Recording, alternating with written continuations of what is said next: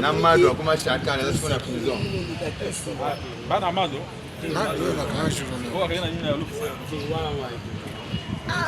Oyo. Nós vamos acabar de ter a fazer desse. E fournir. Agora, mano, ça va?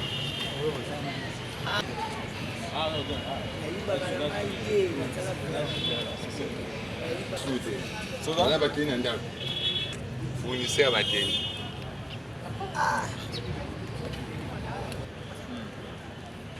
Coéquipier à Buketi, coéquipier à Barça.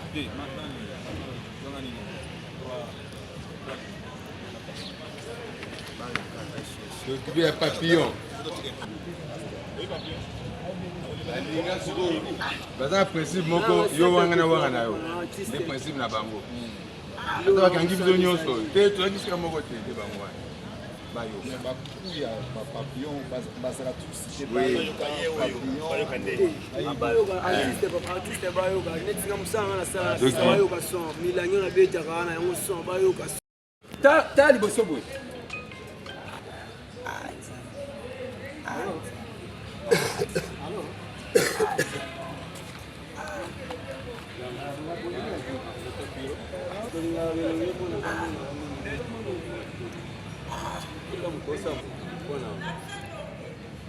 Sois na baloga te yango funa koma papa nga petit frère Lizambu. Bayibi te to sois na baloga. Que mon passé dans la veine. Na koma na récupère adai. Baloga te ba bungisi na papa. Maka criminel na criminel te chef. Moi na bino ba konji. Artiste en watch vie. Mo konji na koma na régie. Parce que la boy ba criminel chef. Na criminel.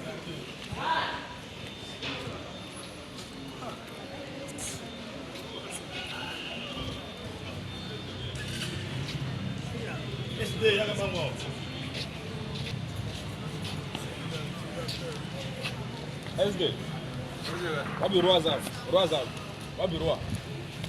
Lakini Roazab Bachani ba dénomination ba Kongo na bango. na za. Ne tu vois ça. Mon général, notre petit frère Joël, il s'est mis à Lizambu. Papa, tu sais des chances de parents dans le locataire. Papa, nous avons des chef, nous avons un chauffeur. Tout gagner à temps et soki. Parce que papa a coupé le locataire, papa, nous avons des temps. Ma casse à raison, c'est ça, tu n'as pas dit ma banque, il y a un ennemi à papa.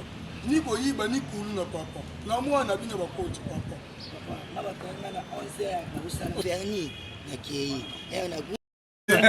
Bonjour mon général.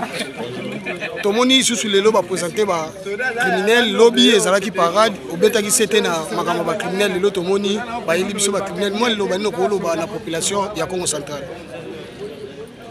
OK, merci beaucoup pour tout. Lelo na chena ni lobby qui na besoin na mona ba chef de bande.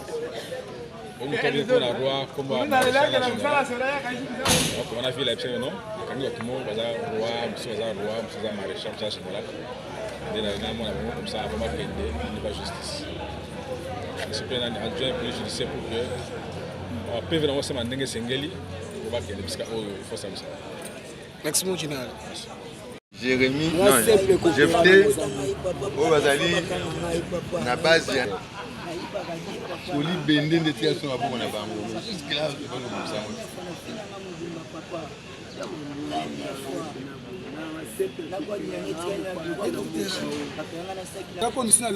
nous ça. Azaba victime belé va charger. Même na soda pour na soda PM. Chef, ba jija mutu apparence te ba. Akekuta elamba na ye pa na ye. Elamba na. Mokondi, elamba ne zandeni. Ngamo na chauffeur à soda papa yengi na car jaf. Na sa accent moto soda. Tolata sana na bilamba na mwana ya collègue ya boss. SD au moins c'est la belle Yo atikene koloba. Ba ono to kosele maka. Papa. Donc tu vas tirer kuna bazana ka na salle kuna. Il faut to ba nyonso. On a base. Pour ce base ba ngweza.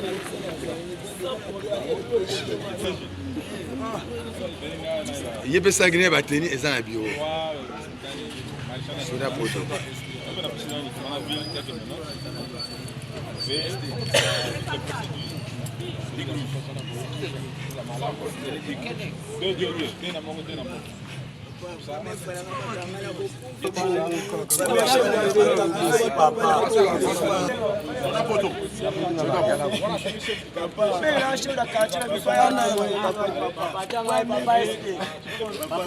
asolanga bilamba papa oyo abombaka bango aza soda bilamba ekomaki sali te naki nango na tokoli bilamba nde totandaka bilamba elamba moko bayibi ayebisinga na zongo mo général bayai nango tolisaki ya mbongo ya mama moko ya boulangerie mwana ya koshaka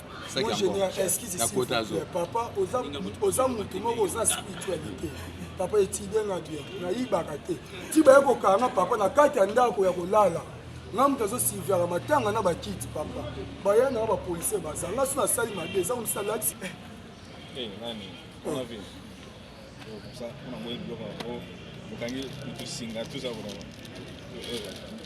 calmement, c'est des minutes. Quand il bouge, il faut mieux aller.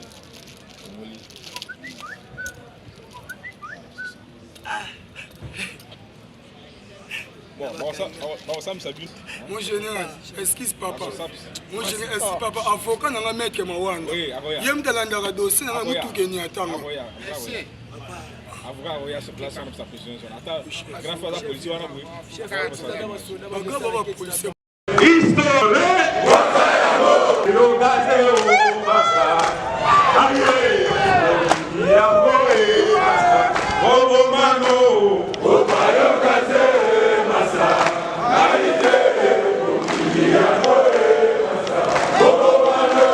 Arrivé au mois de mai et après la prise d'armes effectuée le 23 juin dernier au camp militaire Redjaf, c'est ce lundi 7 juillet 2025 que s'est tenue la première parade policière conduite avec bravoure du commissaire divisionnaire adjoint et commissaire provincial de la police nationale du Congo central, le général Yahweh Soumanda Bertin, à l'esplanade du commissariat provincial de la police nationale du Congo central état-major commandement au quartier Palace, ville haute. La prise de contact entre le commissaire provincial, le général Yahweh Soumanda et les éléments de la police s'est effectuée avec vigueur dans le bon sens, tel un chef digne envers ses pairs. Dans cette causerie morale, le commissaire provincial Bertin Yahweh a présenté ses adjoints, compagnons d'élite, pour bien mener sa quête, à savoir le commissaire supérieur principal, Abdon Baoundoua, chargé de la police administrative, Julie Miantezila, d'appui et gestion, et Moloton Henri, de la police judiciaire. En outre, le commissaire provincial a brossé en quelques mots son cursus relatant son parcours au sein de la police nationale congolaise. Plusieurs points ont été évoqués, en l'occurrence la discipline qui est une marque d'extérieur de respect, la mission de la police où le commissaire provincial a martelé sur la protection des personnes et leurs biens car c'est une obligation, l'insécurité au Congo central, précisément à Matadi qui se porte bien et le général Yahweh Soumanda a instruit à la police criminelle de renforcer la traque des bandits par l'opération Ndobo. L'amour du travail, le professionnalisme, la réprimande de la complicité des policiers avec les criminels, l'interdiction formelle de pratiquer la politique, des instructions rigoureuses qui ont été données pour la police qui œuvre au poste frontalier, combattre la criminalité dans le respect des droits humains, la présentation d'un échantillon de menottes destinées à la police criminelle pour menotter les bandits une fois saisis au lieu de la méthode vulgaire des ligotés avec des cordes. L'appui de la police de circulation routière en vue de la régulation des trafics automobiles torturés par des embouteillages monstres causés par des camions remorques.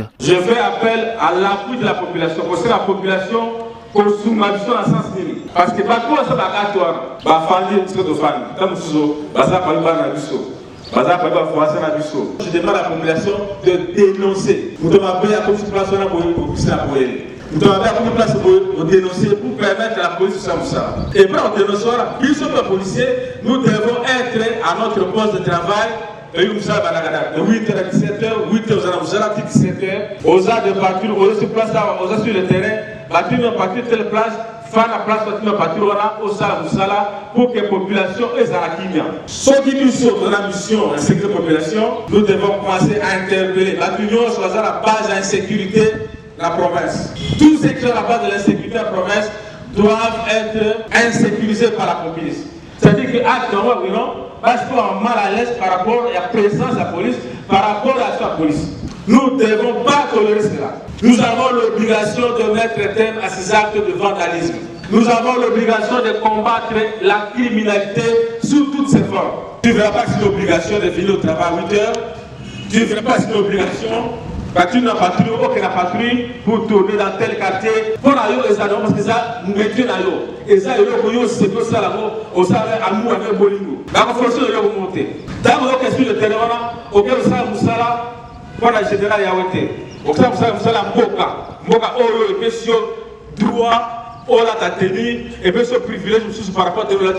Même si on a un bout dans la ville à Matadiawa, il y a des gens qui se font appeler, ou on se roi, dans chaque bande, roi Sali, maréchal Sali, général Sali. Non.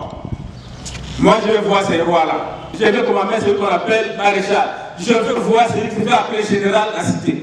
Qui se fait appeler roi pour mettre la population mal à l'aise. Qui se fait appeler maréchal pour insécuriser la population. Qui se fait appeler général pour mettre des ordres. Ces gens-là, c'est les gens que je veux voir. Et c'est à vous de les rechercher. Et je dis, depuis mon arrivée ici, que parmi nous, on a la complicité. Je n'hésiterai pas un seul instant de l'arrêter pour le mettre à la justice militaire. Dès l'officier jusqu'à APP, la couture aux actes complices de la criminelle. Aux actes de mèche avec les criminels, je t'arrête, je t'envoie le entourage. S'en est suivi de la présentation de Armand Kimbukila, élément de la police sportif et lutteur qui revient de Kinshasa, où il a été pour participer à une compétition sportive auquel il a remporté 2 médailles. Celui-ci a été honoré par les commissaires provinciaux. Enfin, un groupe d'une trentaine de bandits arrêtés a été présenté au commissaire provincial par la police criminelle et le service spéciaux. Comme a dit Lucifer, nous sommes hibou. Nous sommes papillons. Et nous avons des papillons dans les gars qui sont là. Donc, Lucifer prend du boum hors de l'état de nuit. Il y a un peu de Lucifer. Nous sommes là, du papillon. Il y a un peu de Lucifer. Et bon bras pour que tous ces jeunes qui sont à la base de l'insécurité dans la province soient mis hors d'état de nuit. Au bout de son adresse aux éléments de la police, les officiers et commandants de la police territoriale et urbaine se sont rendus à la salle de réunion pour un entretien en privé avec le commissaire provincial, question de donner des orientations fermes pour une bonne marche de la police nationale du Congo central.